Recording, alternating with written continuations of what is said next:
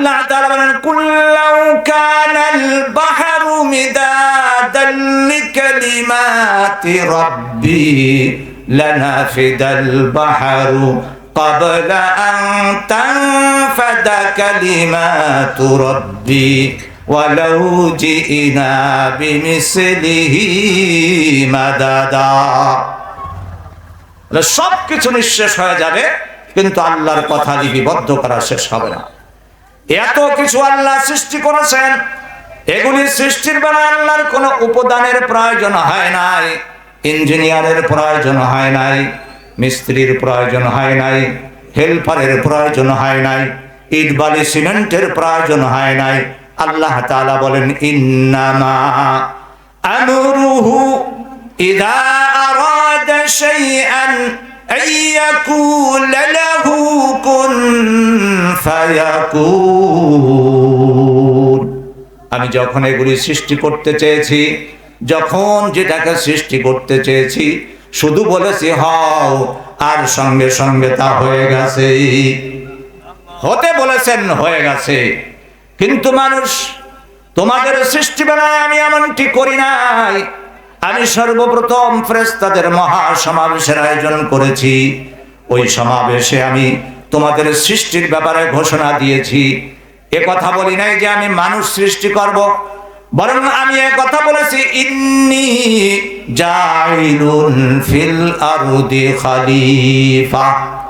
আমি খলিফা, আমার প্রতিনিধি সৃষ্টি করব। আল্লাহ তাআলা এ কথা বলেন নাই যে মানুষ সৃষ্টি করব, বনি আদম সৃষ্টি করব, বরং বলেছেন আমি আমার প্রতিনিধি সৃষ্টি করব। সুবহানাল্লাহ, সুবহানাল্লাহ বলবেন না? তা আমরা কার প্রতিনিধি? আল্লাহর প্রতিনিধি। এখানে যদি আমাদের প্রধান উপদেষ্টার পক্ষ থেকে একজন প্রতিনিধি আসেন, তাহলে আমরা তাকে সন্তুষ্ট করার জন্য সকলে ব্যতিব্যস্ত হয়ে যাব কি যাব না? কারণ প্রধান উপদেষ্টা দামি, তার প্রতিনিধিরও দাম অনেক বেশি, ঠিক কি ঠিক না?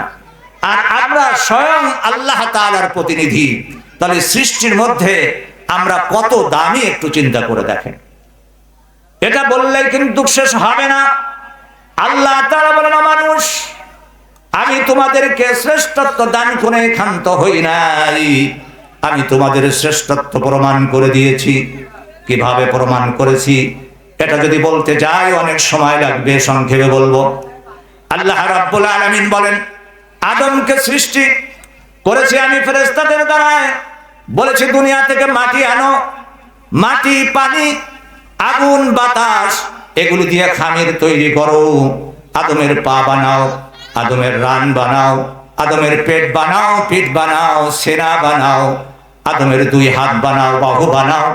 এবার আদম আলাইহিস সালাতু ওয়াস সালামের গলা বানাও।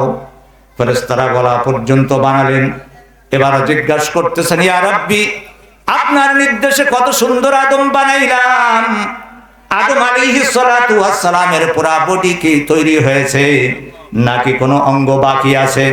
আল্লাহ বলেন ও আমার ফেরেশতারা, আদমের আসল অঙ্গ এখনো বাকি রয়েছে, আসল অঙ্গ এখনো বানাই নাই। ফেরেশতারা বলেন রব্বুল আলামিন আপনি বলে দিন আমরা কিভাবে আদম আলাইহিস সালাতু ওয়াস সালামের মাথা বানাবো। আল্লাহ বলেন ও ফেরেশতারা, তোমাদের ডিউটি শেষ, আদমের মাথা তোমাদের বানাতে হবে না, আমি আল্লাহ আমার নিজ কুদরতি হাত দিয়ে আদমের মাথা বানাবো। আল্লাহু আকবার। আস্তে বাতাস লেগেছে, গলার অবস্থা ভালো না, মাঝে মাঝে আপনারা সাড়া দিবেন তো ইনশাআল্লাহ? এইটুকু সহযোগিতা আশা করতে পারি আপনি আপনাদের কাছে, ইনশাআল্লাহ করবেন তো। ফেরেশতারা, আমি আমার নিজ কুদরতি হাত দিয়া আমি আদম আলাইহিস সালাতু ওয়াস সালামের মাথা বানাবো। আল্লাহ তাআলা বললেন এবার আমি তার মাথা বানানো স্টার্ট করলাম। আল্লাহ আদম আলাইহিস সালাতু ওয়াস সালামের মাথা বানাতে শুরু করলেন। অত্যন্ত মুহাব্বতের সাথে আদম আলাইহিস সালাতু ওয়াস সালামের মাথা বানালেন। মাথার ভিতরে ঘিলুপ দিলেন। এবার কপালটা বানাইলেন, দুটো চোখ বানাইলেন, দুই চোখের মাঝে টেনে টেনে একটা নাক বানিয়ে দুটো ছিদ্র করে দিলেন। ওই নাকের নিচে দুটো ঠোঁট বানালেন, ঠিক কি ঠিক না? একটা থুতু বানালেন। এবার আল্লাহ তাআলা ঘোষণা করলেন হে ফেরেশতারা, সব মাখলুক আমি কোন বলে সৃষ্টি করেছি, কিন্তু আদমকে আমি আমার নিজ হাতে বানিয়ে কুদরতি হাতের পরশ তার চেহারার ভিতরে বুলিয়ে দিয়ে আমি ইজ্জতের পরশ বুলিয়ে দিলাম এবং ঘোষণা করে দিলাম ওয়ালাকাদ কাররামনা বানি আদম। আমি তার চেহারার মধ্যে ইজ্জতের পরশ বুলিয়ে দিলাম, আমার কুদরতি হাতের পরশ বুলিয়ে দিলাম। সুবহানাল্লাহি ওয়া বিহামদি। শুধু তাই নয়, আদম আলাইহিস সালাতু ওয়াস সালামকে সবকিছুর নাম শিক্ষা দিলেন। ফেরেশতাদের জিজ্ঞাসা করলেন, ফেরেশতারা বলতে পারলেন না। আল্লাহ তাআলা আদম আলাইহিস সালাতু ওয়াস সালামকে বলতে বললেন, আদম আলাইহিস সালাতু ওয়াস সালাম বলে দিলেন। এবার ফেরেশতাদেরকে আল্লাহ তাআলা বললেন, ফেরেশতারা রে, তোমরা বলতে পারলে না, অথচ আদম সব কিছু বলে দিল। তাহলে আদম তোমাদের থেকে শ্রেষ্ঠ, ঠিক কি ঠিক না?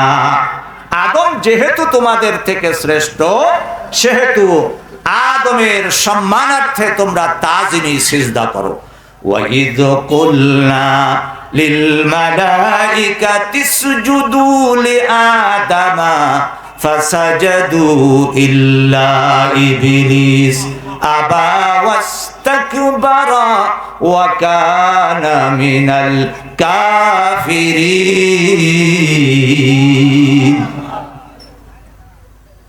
আল্লাহ তাআলা আদম আলাইহিস সালাতু ওয়াস সালামের ইজ্জত চূড়ান্তভাবে প্রমাণিত করে দিলেন, ফেরেশতাদেরকে দিয়ে সিজদা করিয়ে, ঠিক কি ঠিক না? এইভাবে আল্লাহ তাআলা আমাদের শ্রেষ্ঠত্ব প্রমাণ করেছেন। আমরা এই শ্রেষ্ঠত্ব বজায় রাখতে চাই কি চাই না? এই শ্রেষ্ঠত্ব বজায় রাখতে চাই কি চাই না? যদি শ্রেষ্ঠত্ব বজায় রাখতে চাই, তাহলে কি করতে হবে?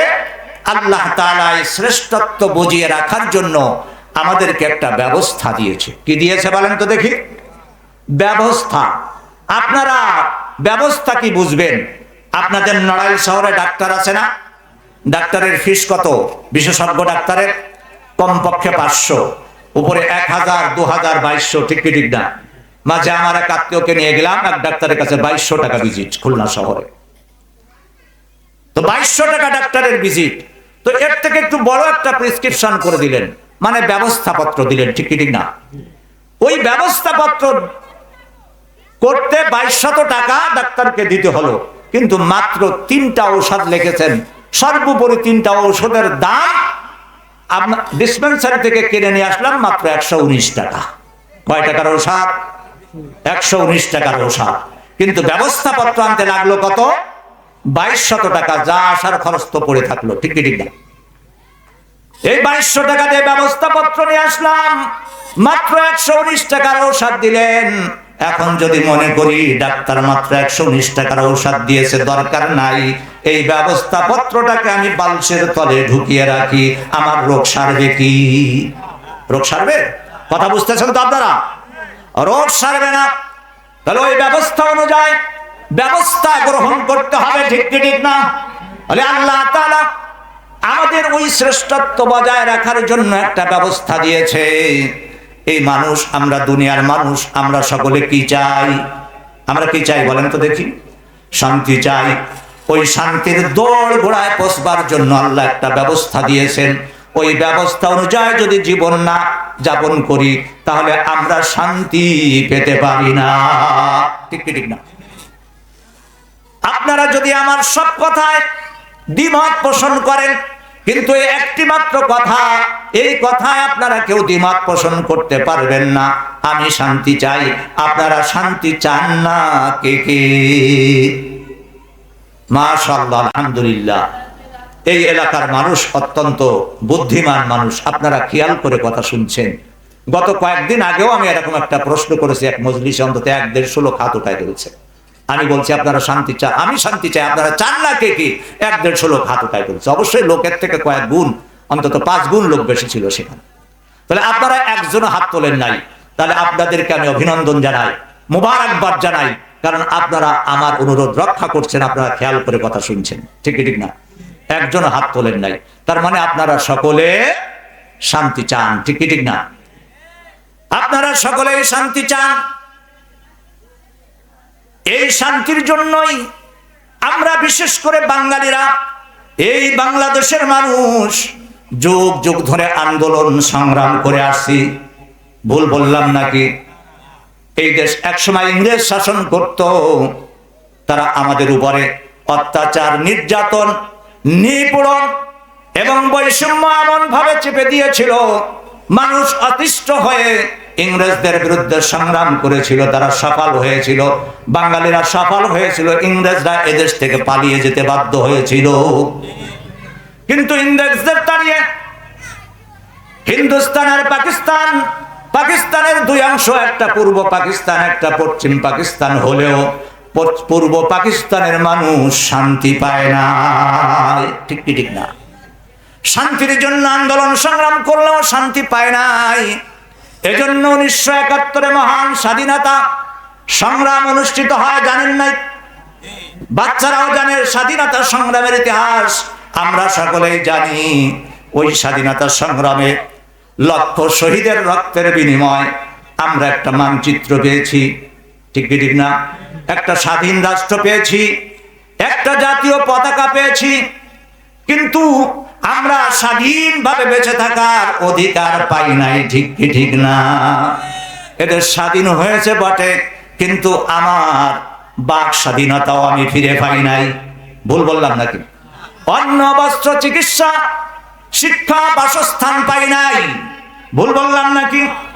এক কথায় আমি যদি বলি, ওই 71 থেকে এই 25 সাল পর্যন্ত 53 বছর এই দেশ বাঙালিরা শাসন করতেছে। বহু সরকার ক্ষমতা এসেছে, বহু সরকার ক্ষমতা থেকে বিদায় নিয়েছে, কিন্তু কোন সরকারই আমাদের আশা আকাঙ্ক্ষার প্রতিফলন ঘটাতে পারি না। যদি ভুল বলি তাহলে আপনারা বলবেন। আমাদের আশা আকাঙ্ক্ষার প্রতিফলন ঘটাতে পেরেছে? কেউ পারে নাই। তার মানে আমরা যে শান্তি চেয়েছিলাম, ওই শান্তি আমরা কেউ পাই নাই। আপনারা একমত কিনা? শান্তি পেয়েছেন কি? আমরা কেউ শান্তি পাই নাই। তাহলে আমরা যে পথে হাঁটছি, এই স্বাধীন বাংলাদেশের 53 বছরে যে পথে আমরা হাঁটতেছি, আসলে এটা শান্তির পথ নয়। একমত আছেন তো আপনারা? এটা শান্তির পথ নয়। যদি শান্তির পথ হতো তাহলে অবশ্যই আমরা শান্তির দোরগোড়ায় পৌঁছে যেতাম। ঠিক কি ঠিক না? আসলে আমাদেরকে সিদ্ধান্ত নিতে হবে, এই শান্তির মালিককে, কে শান্তি দিতে পারেন? শান্তি দেওয়ার ক্ষমতা কে রাখেন? ডোনাল্ড ট্রাম্প শান্তি দিতে পারে নাকি? শান্তি দেওয়ার ক্ষমতা আছে ডোনাল্ড ট্রাম্পের? আমাদের বাংলাদেশের মানুষের শীতকালে সর্দি হয় না, নাক দিয়ে পানি ঝরে না। ডোনাল্ড ট্রাম্পের যদি নাক দিয়ে পানি পড়ে, তাহলে উনি এত বড় শক্তিধর মানুষ, সারা বিশ্বের ভিতরে 1 নম্বর, তাহলে উনি ওনার নাকের পানি বন্ধ করতে পারবেন না? যদি উনি বলেন এই নাকের পানি বন্ধ হয়ে যায়, আমি আমেরিকার প্রেসিডেন্ট, পানি বন্ধ হয়ে যাবে না সঙ্গে সঙ্গে? ওনার নাকের ডগায় যদি মশা বসে, হাত না দাঁড়িয়ে যদি উনি শুধু জবান দিয়ে বলে, মশা তোর খবর আছে, আমি আমেরিকার প্রেসিডেন্ট, আমার নাক থেকে সরে বসবে কি? তাহলে একটা মশা তাড়ানোরও ক্ষমতা নাই, নিজের ভালো করারও ক্ষমতা নাই, সে দুনিয়ার মানুষকে শান্তি কিভাবে দিতে পারে? দুনিয়ার কোন মানুষ, দুনিয়ার কোন সরকার মানুষকে শান্তি দিতে পারে? অথচ আমরা এই মানুষের কাছেই শান্তি চাই। আমরা কত বড় বোকা, একটু চিন্তা করে দেখুন। অথচ গোটা সৃষ্টি জগৎকে আল্লাহ তাআলা সৃষ্টি করেছেন, সৃষ্টি করে আল্লাহ তাআলা ঘোষণা করে দিচ্ছেন, বলো কুলিল্লাহুম মামালিকাল মুলকি তুতিল মুলকা মান তাশাউ ওয়া তানজিউল মুলকা মিম্মান তাশা ওয়া তুইজ্জু মান তাশাউ ওয়া তুদিল্লু মান তাশা বিয়াদিকাল খায়র ইন্নাকা আলা কুল্লি শাইইন কাদির। আল্লাহ রাব্বুল আলামিন বলতেছেন, বলো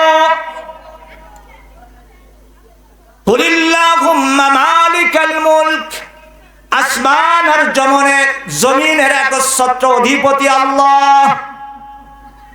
এই আসমান আর জমিনের সার্বভৌমত্বের মালিক আল্লাহ।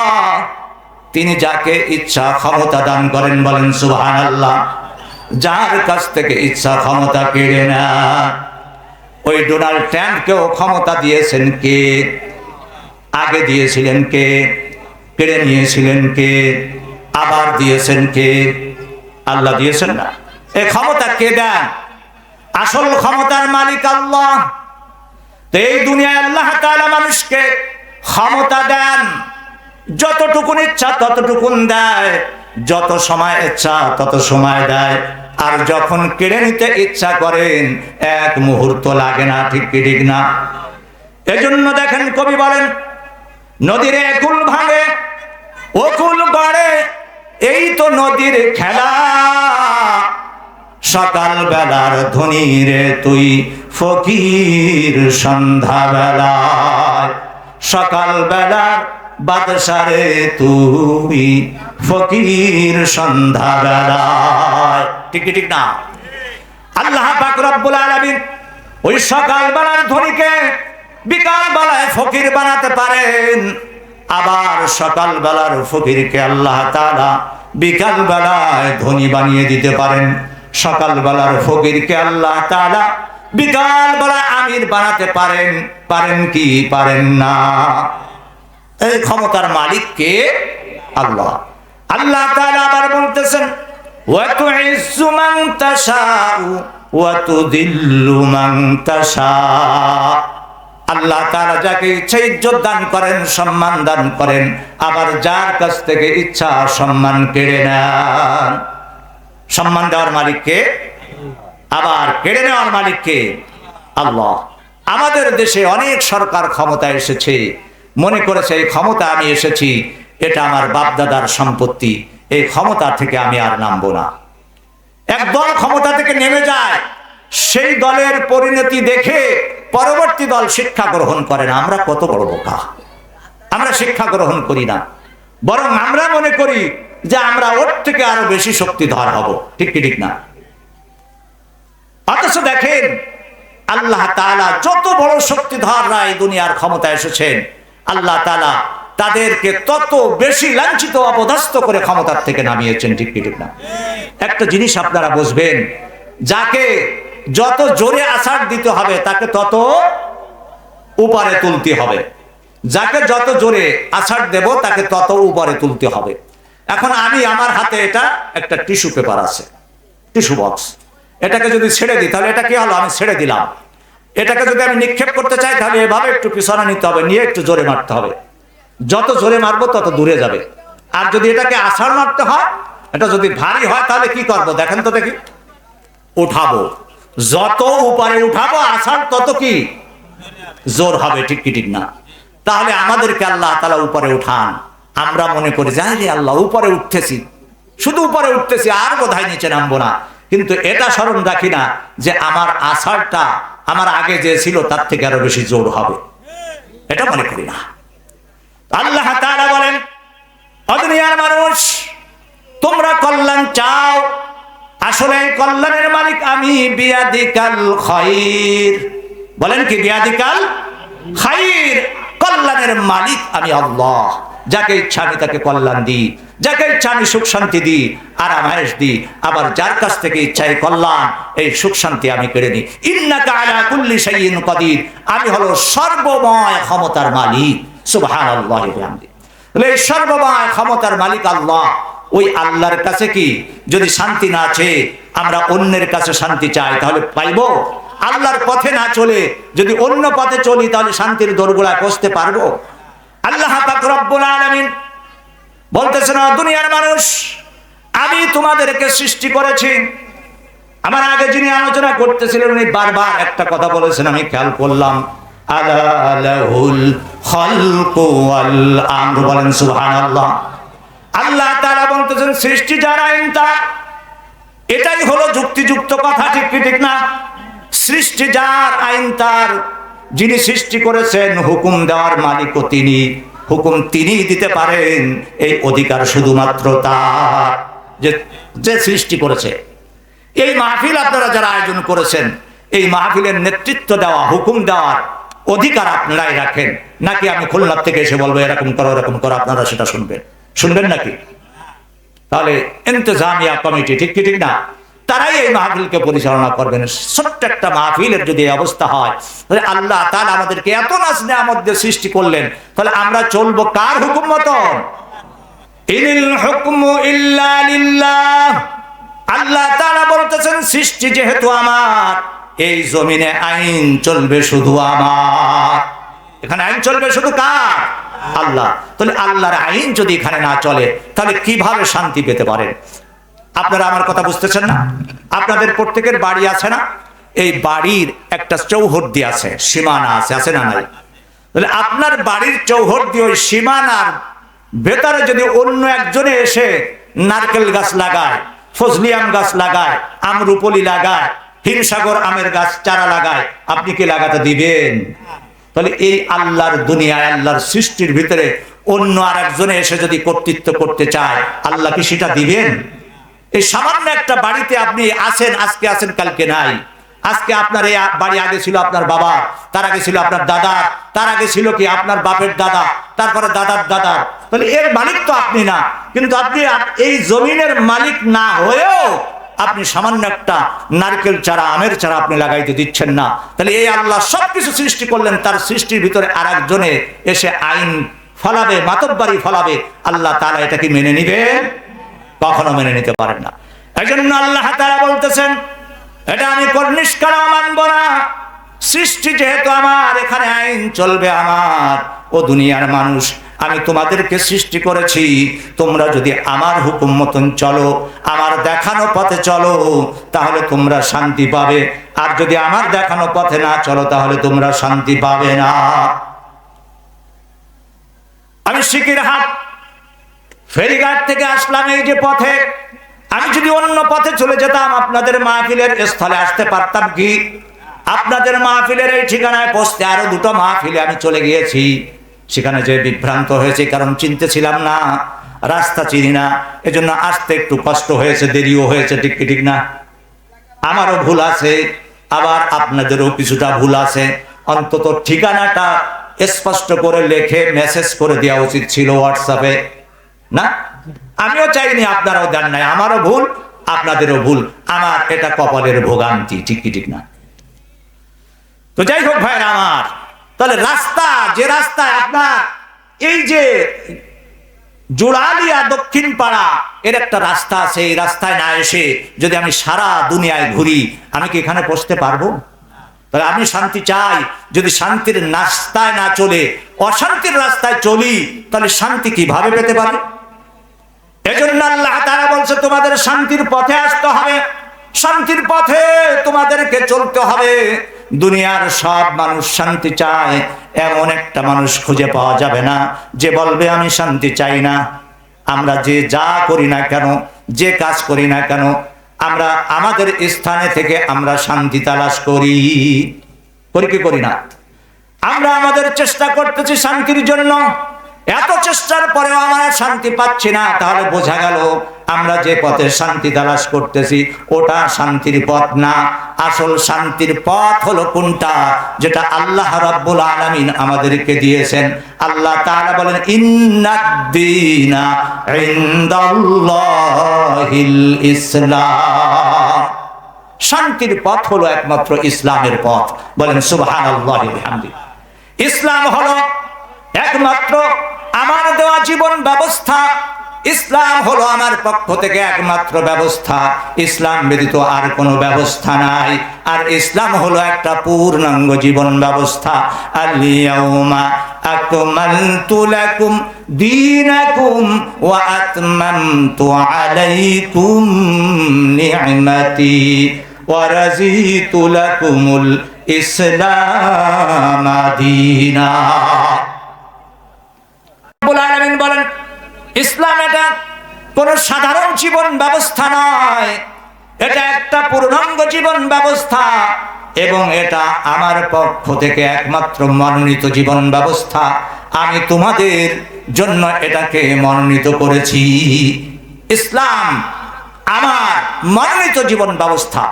অতএব ইসলাম ছাড়া আমি অন্য কোন জীবন ব্যবস্থাকে আমি গ্রহণ করব না। ومن يبتغي غير الإسلام دينا فلن يقبل منه وهو في الآخرة من الخاسرين। আল্লাহ তাআলা বলেন, ইসলাম ব্যতীত তোমরা যদি অন্য কোন ব্যবস্থাকে গ্রহণ করতে চাও, গ্রহণ করো, এ কথা কিন্তু আল্লাহ বলেন নাই।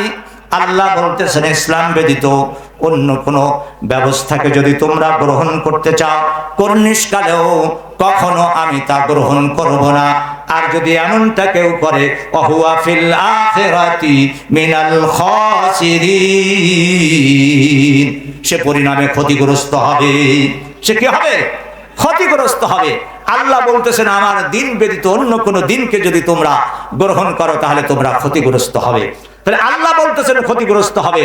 আর আমরা যদি শান্তি চাই আর অন্য পথে দৌড়াই তাহলে আমরা শান্তি পাবো কি? সম্মানিত ভাইরা, তাহলে আমরা সে পথে কখনো শান্তি পেতে পারি না। শান্তির পথ হলো একমাত্র ইসলামের পথ। ইসলাম যদি প্রতিষ্ঠিত হয়ে যায় তাহলে শান্তি আর শান্তি। এই ইসলাম প্রতিষ্ঠিত করার জন্যই আল্লাহ তাআলা অগণিত অসংখ্য নবী রসুল দুনিয়ায় পাঠিয়েছেন। ঠিক কি ঠিক না? আসলে আমরা জানি না দুনিয়ায় কেন রসুল আসছেন, আমরা বুঝতেও চাই না রসুলকে কেন পাঠিয়েছেন। এটা জানার জন্য আমরা যদি একটু কোরআনের দিকে তাকাই তাহলে আল্লাহ তাআলার স্পষ্ট ঘোষণা। আল্লাহ তাআলা বলেন, ওয়াল্লাযী আরসালা রাসূলাহু বিল হুদা ওয়া দীনিল হক লিইয়ুযহিরাহু আলাদ দীনি কুল্লিহি ওয়ালাউ কারিহাল মুশরিকুন। আল্লাহ রাব্বুল আলামিন বলতেছেন, আমি রসুল প্রেরণ করলাম পথ প্রদর্শক রূপে, সত্য ব্যবস্থা, সত্য জীবন ব্যবস্থা দিয়ে, এজন্য যে তথাকথিত দুনিয়ার বুকে যত ব্যবস্থা আছে, যত দিন আছে, যত কুসংস্কার আছে, এগুলিকে নিশ্চিহ্ন করে আল্লাহর জমিনে আল্লাহর দ্বীনকে বিজয়ী করে দেওয়ার জন্য। সুবহানাল্লাহ। তাহলে রসুল কেন পাঠিয়েছেন আল্লাহ তাআলা? এই জমিনে আল্লাহর দ্বীন বিজয়ী করে দেওয়ার জন্য। রসুলের না, রসুলদের, যত রসুল দুনিয়ায় এসেছেন তাদের সকলেরই এই একটা মাত্র দায়িত্ব ছিল। সে দায়িত্বটা কি? এই দুনিয়া থেকে সমস্ত বাদদিনীকে খতম করে দুনিয়ার বুকে আল্লাহর দ্বীনকে প্রতিষ্ঠিত করে দেওয়া। বলেন সুবহানাল্লাহ ওয়া বিহামদিহি। আপনারা বুঝবেন, আপনারা এদিকের মানুষ সম্ভবত কৃষি কাজের সাথে আপনারা সম্পৃক্ত। ঠিক কি ঠিক না? আপনারা যখন কৃষি কাজ করেন, জমিনে যান, ওই জমিনে যদি আগাছা পরগাছা দিয়ে ভরা থাকে তাহলে আগে আপনারা কি করবেন? ওখানে কি আগে বীজ ফেলাবেন নাকি আগে বীজতলা তৈরি করবেন, ওই আগাছা পরগাছা পরিষ্কার করবেন? আগে আগাছা পরগাছা পরিষ্কার করবেন। আগাছা পরগাছা পরিষ্কার হয়ে গেলে এরপরে চাষ দিবেন। ঠিক কি ঠিক না? যদি ভুল হয় আপনারা বলবেন। এরপরে কি করবেন? ওই ক্ষেত তৈরি করবেন, শস্য ফলানোর জন্য ওটাকে তৈরি করবেন, প্রস্তুত করবেন। যখন প্রস্তুত হবে তখন আপনি ওখানে শস্য ফেলবেন। ঠিক কি ঠিক না? আল্লাহ তাআলা নবীদেরকে আগে দুনিয়ার বুকে যত বদদিনী আছে, এটা হলো কুসংস্কার, এটা আগাছা পরগাছা, এই আগাছা পরগাছাকে পরিষ্কার করে এখানে আল্লাহর দ্বীনকে বিজয়ী করে দেওয়ার জন্য আল্লাহ তাআলা নবী এবং রাসূলদেরকে পাঠিয়েছেন। বলেন আল্লাহু আকবার। নবীরা এই কাজ করেছেন, নবীদের দায়িত্ব ছিল এটা। আর আমরা যেহেতু আখেরি নবীর উম্মত, আর কোন নবী আসবেন না দুনিয়ায়, আসবেন নাকি? তাহলে এই দায়িত্ব আল্লাহ তাআলা দিয়েছেন এই উম্মতের উপরে, আমাদের সকলের উপরে এই দায়িত্ব আল্লাহ তাআলা দিয়েছেন যে তোমরাও কি করো, এই দুনিয়া থেকে সমস্ত বাদদিনীকে নিশ্চিহ্ন করে এই জমিনে তোমরা আমার দ্বীনকে প্রতিষ্ঠিত করে দাও। এই দায়িত্ব আল্লাহ তাআলা আমাদেরকে দিয়েছেন। এই দায়িত্ব পালন করতে আমরা রাজি আছি তো ইনশাআল্লাহ? যখন আল্লাহর দ্বীন প্রতিষ্ঠিত হয়ে যাবে, সমস্ত বাদদিনী যখন দুনিয়া থেকে বিদায় নেবে, তখন অবশ্যই অবশ্যই আমরা শান্তির দোরগোড়ায় পৌঁছে যাব। ঠিক কি ঠিক না? তাহলে এজন্য আল্লাহ তাআলা রসুলদেরকে এই কাজের জন্যই পাঠিয়েছেন। আমরা কিন্তু এখানে গুলিয়ে ফেলি যে রসুল কেন পাঠিয়েছে, রসুলের কি দায়িত্ব ছিল, আমাদের কি দায়িত্ব, আমাদের কি কর্তব্য, এটা আমরা বুঝি না। আর বুঝলেও না বোঝার ভান করি, বুঝলেও কি করি, না বোঝার ভান করি। আপনারা একটু দোয়া করেন। আমার জেহেন কেমন যেন এদিক ওদিকে চলে যাচ্ছে, বাবারা আশেপাশে কেউ কথা বলবে না। রব্বি ইশরাহ লি সাদরি ওয়া ইয়াসসির লি আমরি ওয়াহলুল উকদাতাম মিন লিসানি ইয়াফকাহু কওলি আস্তাগফিরুল্লাহ রাব্বি মিন কুল্লি যামবি ওয়া আতুবু ইলাইহি। সম্মানিত উপস্থিতি, তাহলে আল্লাহ পাক রব্বুল আলামিন নবী এবং রাসূলকে দুনিয়া পাঠিয়েছেন সমস্ত বদদিনী খতম করে এই জমিনে আল্লাহর দ্বীনকে প্রতিষ্ঠিত করার জন্য। ঠিক কি ঠিক না? নবী এবং রাসূলরা এসে দ্বীন কিভাবে প্রতিষ্ঠিত করবেন সেজন্য একটা কর্মসূচি গ্রহণ করেছেন। কি গ্রহণ করেছেন? কর্মসূচি। আপনারা বুঝবেন, আমি উদাহরণ দিয়ে কথা বলে থাকি। আজকে যে মাহফিলটা এখানে আয়োজন হয়েছে, এই মাহফিলের কর্মসূচি হয়েছে না? কর্মসূচি আছে কি আছে না? তো এই মাহফিলের কর্মসূচির ভিতরে একটা আছে যে কি মানুষকে দাওয়াত দিতে হবে, বক্তা দাওয়াত দিতে হবে, শ্রোতাদেরকে দাওয়াত দিতে হবে, দাওয়াত আছে না? এরপরে এই প্যান্ডেল তৈরি করতে হবে, মহিলা প্যান্ডেল, পুরুষ প্যান্ডেল করতে হবে, মাইক সিস্টেম, সাউন্ড সিস্টেমের ব্যবস্থা করতে হবে। এগুলো সব কি কর্মসূচি? ঠিক ঠিক না? এই কর্মসূচি আপনারা নিয়ে এই কাজে নেমেছেন। তো আল্লাহ তাআলা নবী এবং রাসূলদেরকে দুনিয়ায় পাঠিয়েছেন দুনিয়া থেকে বদদিনীকে খতম করে এই জমিনে দ্বীন প্রতিষ্ঠিত করার জন্য। আর নবীরা এসে দুনিয়া একটা কর্মসূচি হাতে নিয়েছেন। ওই কর্মসূচি বাস্তবায়নের মাধ্যমে তারা এই দুনিয়ার বুকে দ্বীন প্রতিষ্ঠিত করার জন্য আমরণ চেষ্টা করেছেন। সেই কর্মসূচিগুলি কি সেটা আমি আলোচনা করব, কিন্তু তার আগে আমি আপনাদের দৃষ্টি আকর্ষণ করছি একটা বিষয়। এই যে দ্বীন প্রতিষ্ঠিত করার জন্য যে কর্মসূচিগুলো গ্রহণ করেছেন নবীরা, এটা কিন্তু সহজ হয় নাই। কাফের মুশরিকরা, বদদিনীরা তারা কিন্তু সহজে ছেড়ে দেন নাই নবী এবং রাসূলদেরকে। এজন্য বহু নবীকে শহীদ হয়ে যেতে হয়েছে। ঠিক কি ঠিক না? বহু নবীকে করার দ্বারা দ্বিখণ্ডিত করা হয়েছে। আমাদের পিতা, জাতির পিতা আদম আলাইহিস সালাতু ওয়াস সালামকে আগুনের ভিতরে ফেলানো হয়েছে। ঠিক না? এরকম সকলকে কষ্ট নির্যাতন ভোগ করতে হয়েছে। আল্লাহ তাআলা কোরআনে কারীমে সেই কথাই ঘোষণা করতেছেন, ইউরিদুনা লিয়ুতফিউ নূরাল্লাহি বিআফওয়াহিহিম ওয়াল্লাহু মুতিম্মু নূরিহি ওয়ালাউ কারিহাল কাফিরুন। আল্লাহ তাআলা বলেন, কাফের মুশরিকরা চায় তাদের মুখের ফুৎকার দিয়ে দ্বীনের আলোকে, কোরআনের আলোকে নিভিয়ে দিতে। তারা নবীকে শহীদ করে, নবীকে হত্যা করে, আলেম ওলামাকে হত্যা করে, আলেম ওলামাকে জেলে বন্দী করে, অত্যাচার নির্যাতন করে, মাহফিল কোরআনের কথাকে বন্ধ করে, মসজিদের মেম্বার থেকে যাতে কথা না বলতে পারে তাদের জবানকে রোধ করে তারা আল্লাহর নূরকে স্তব্ধ করে দিতে চায়। আর আল্লাহ তাআলা চান এটাকে পূর্ণ বিকশিত করতে। বলেন সুবহানাল্লাহ। কাফের মুশরিকরা চায় এটাকে নিভিয়ে দিতে, আর তারা একটা বাংলা কথা আছে, আদা জল খেয়ে তারা আন্দোলন সংগ্রাম করছে যাতে দ্বীন প্রতিষ্ঠিত না হতে পারে। এজন্য সব নবীদের কষ্ট স্বীকার করতে হয়েছে। আমাদের নবী, বিশ্ব নবী, রাহমাতাল লিল আলামিন, সাইয়্যিদুল মুরসালিন, খাতামান নবিয়্যিন, জনাব মুহাম্মদুর রাসূলুল্লাহ সাল্লাল্লাহু আলাইহি ওয়াসাল্লাম যখন দ্বীন কায়েমের মিশনকে হাতে নিলেন, দ্বীন প্রতিষ্ঠিত করতে চাইলেন, তখন কাফের মুশরিকরা তার বিরুদ্ধে ফুঁসে উঠল। তাকে বিভিন্নভাবে অত্যাচার নির্যাতন করতে শুরু করলো। বহু অত্যাচার নির্যাতন করেছে মুহাম্মদুর রাসূলুল্লাহ সাল্লাল্লাহু আলাইহি ওয়াসাল্লামের উপরে। আল্লাহর নবী এগুলি দেখে এক পাহাড়ের পাদদেশে নির্জন জায়গায় গিয়ে জমিনের সঙ্গে মাথা ঠেকিয়ে অর্থাৎ সিজদায় পড়ে তিনি উম্মতের মুক্তির জন্য তিনি কান্না করতেছিলেন।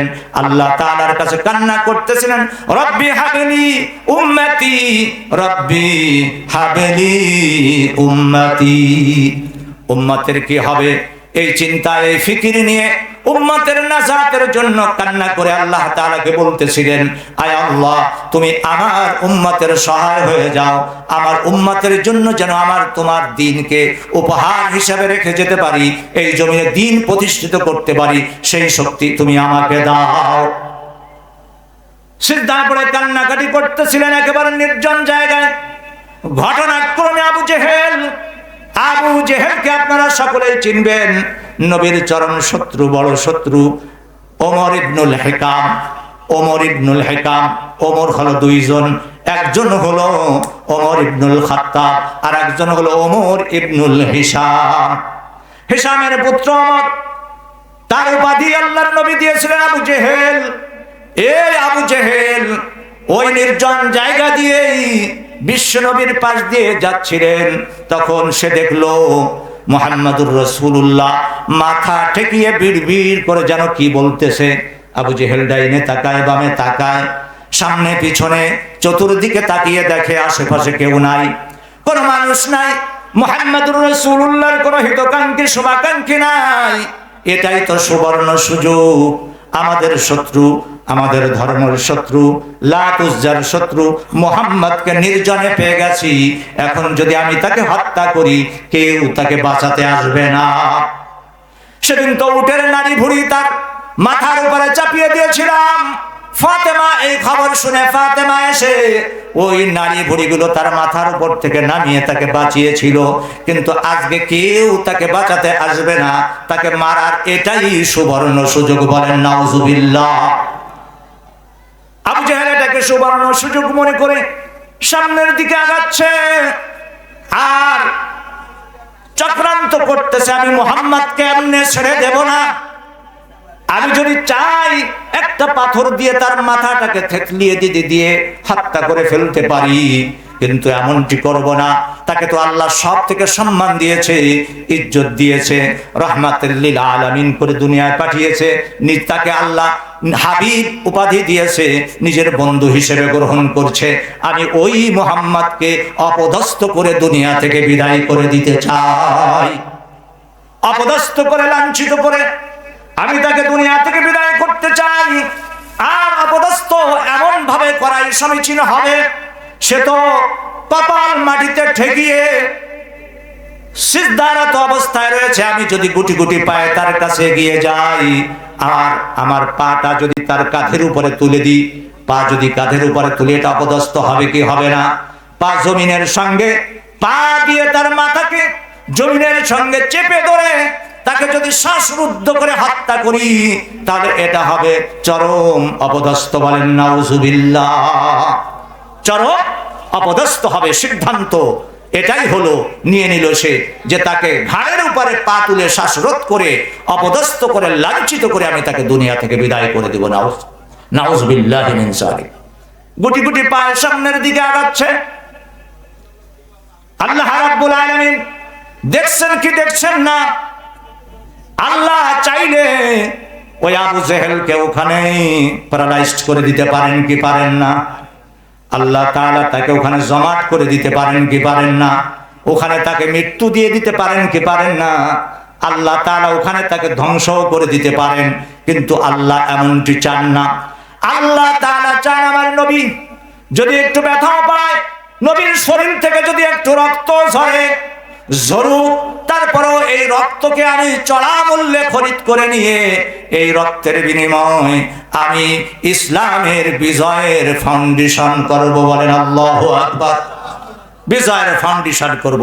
তার ওই আবু জেহেলও সিদ্ধান্ত নিয়েছে অপদস্থ করব, আর আল্লাহ সিদ্ধান্ত নিয়েছেন একটু রক্ত ঝরলেও নবীর ওই রক্তকে চড়া মূল্যে খরিদ করে ওটাকে ফাউন্ডেশন করব আমি ইসলামের বিজয়ের।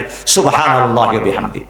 জিবরিল আমিনকে আল্লাহ তাআলা বললেন, জিবরিল যাও আমার নবীকে অপদস্থ করার জন্য। ওই আবু জেহেল গুটি গুটি পায়ে নবীর দিকে এগিয়ে আসছে। তুমি ফেরেশতাদের নিয়ে ওখানে নাজিল হয়ে যাও, ওই আবু জেহেল যেন আমার নবীর কাছে ঘেঁষতে না পারে।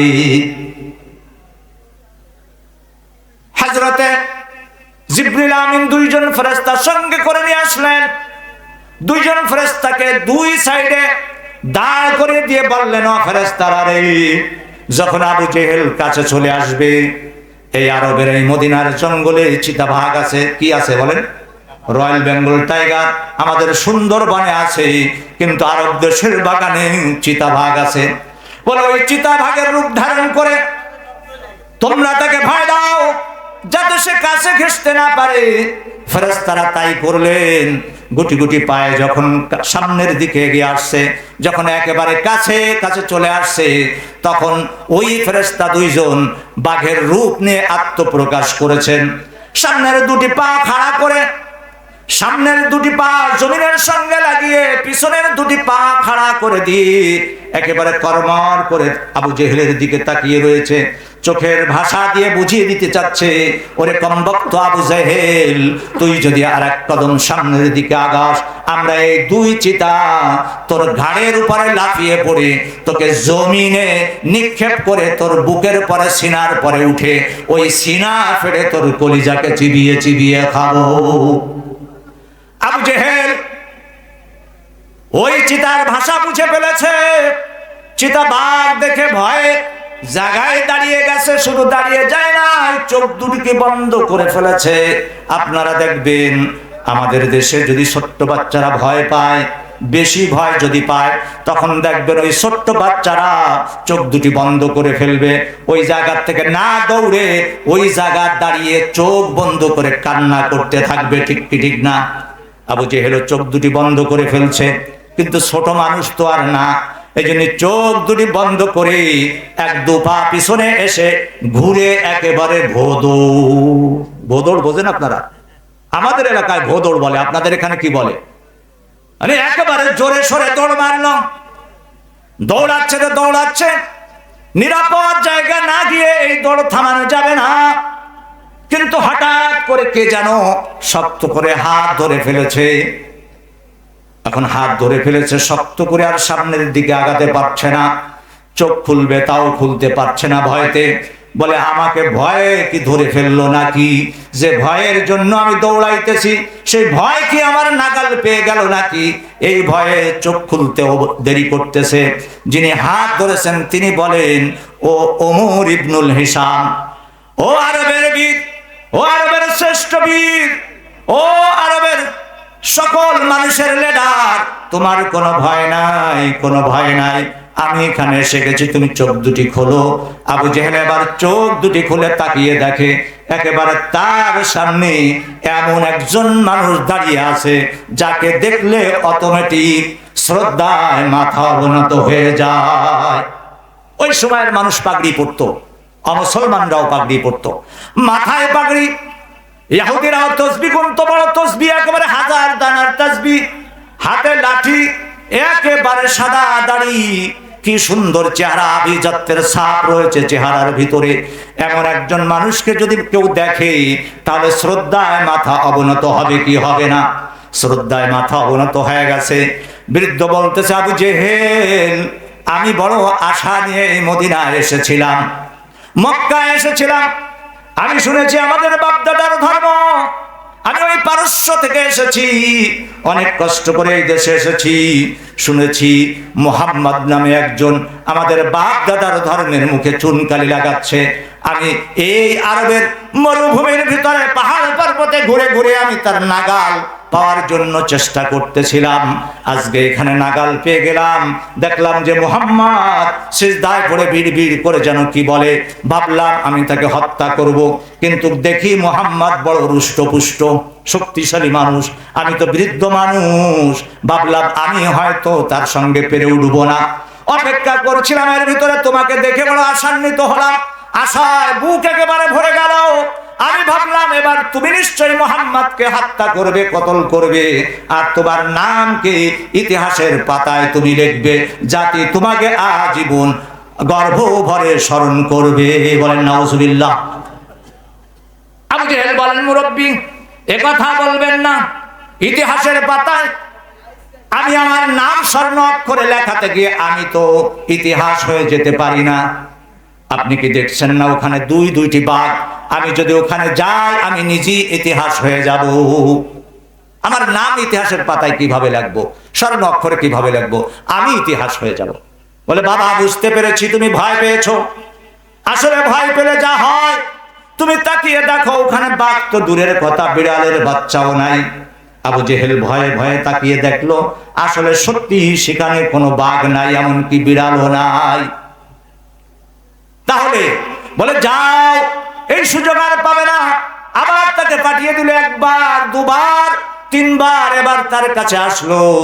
চতুর্থবারের বার যখন সে পালিয়ে যাচ্ছে, তখন বলতেছেন, মুরব্বী আপনি যতই বলেন না কেন, এখানে আসলে আমি দেখি বাঘ নাই, কিন্তু কাছে গেলে আমি দেখি বাঘ আছে। আমি ইতিহাস হতে চাই না, আমার জীবন থাকলে পরবর্তীতে আমি ইতিহাস গড়তে পারবো, ঠিক কি ঠিক না?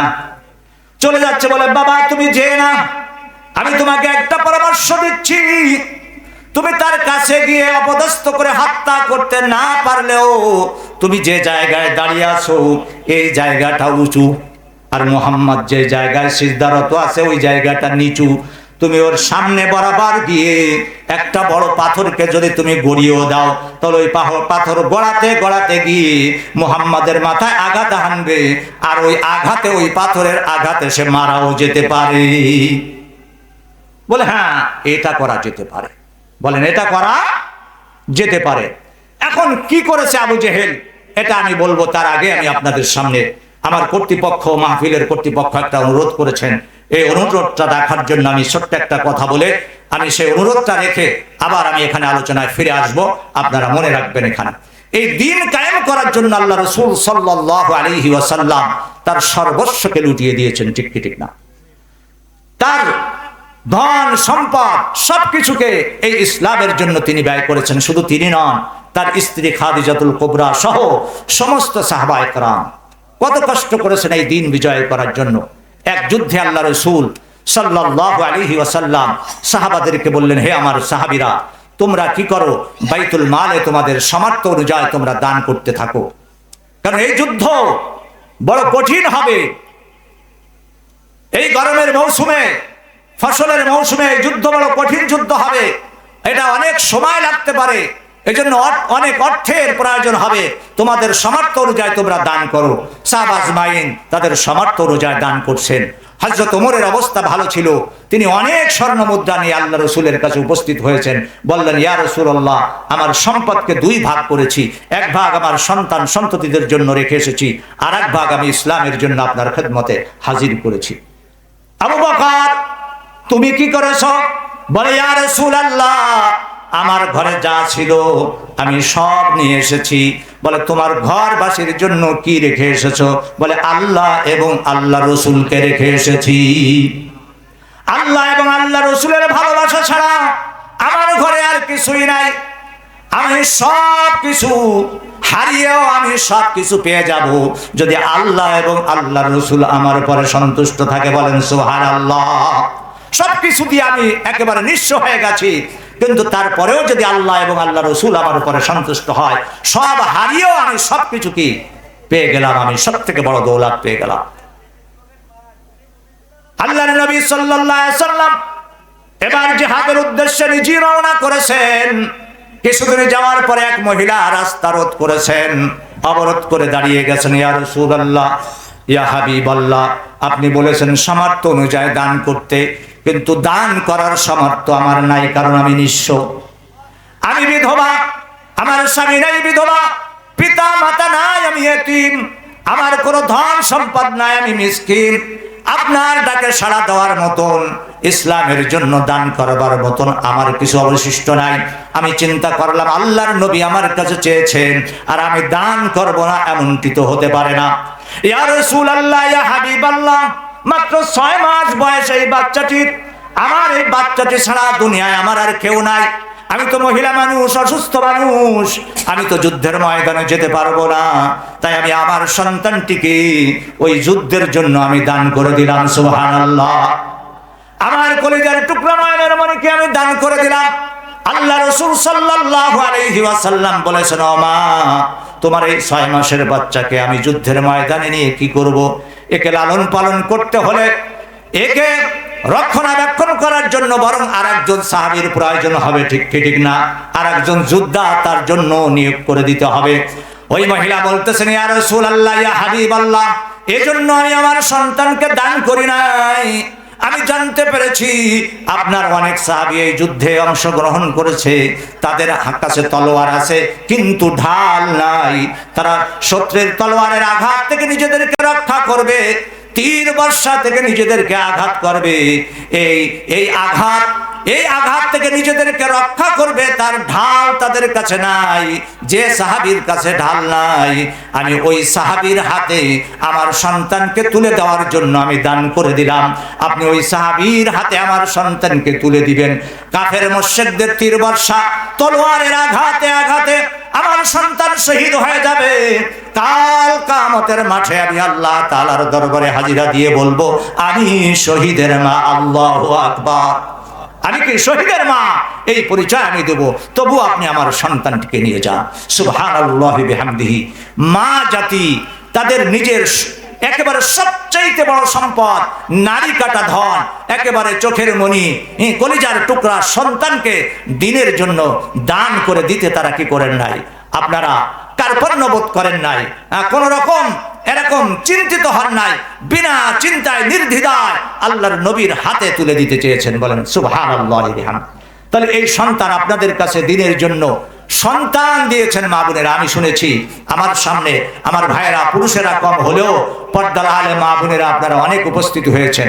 আপনারা তো আম্মা জান খাদিজা রাদিয়াল্লাহু তাআলা আনহার উত্তরসূরি, ঠিক কি ঠিক না?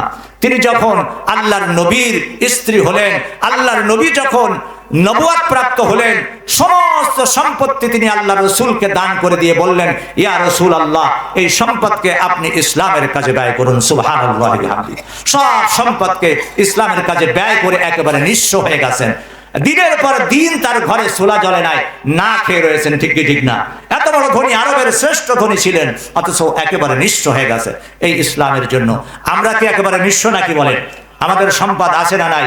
তাহলে ওই দিনের জন্য আমরা কোরবানি করতে রাজি আছি না? আল্লাহ পাক রব্বুল আলামিন আমাদেরকে জান্নাত দিবেন, শান্তি দিবেন দুটো জিনিসের বিনিময়। একটা হলো জান, আর একটা হলো মাল।